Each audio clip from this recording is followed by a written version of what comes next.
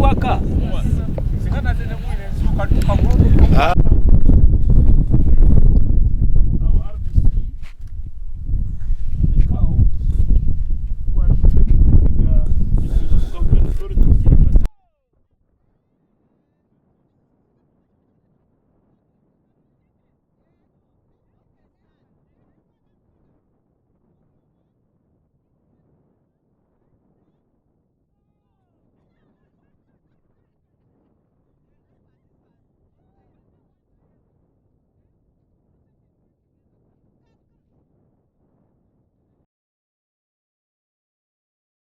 Today, it is like a dream come true, and I wish this facility or this region should be called Sports City,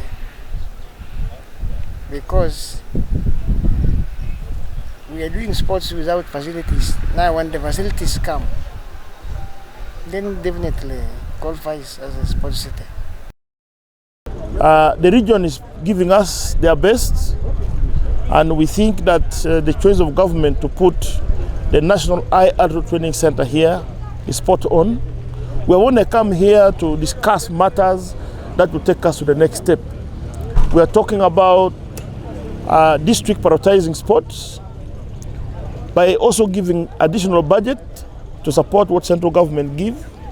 But two, we are looking at how can we collaborate to ensure that we acquire enough land for sports infrastructural development.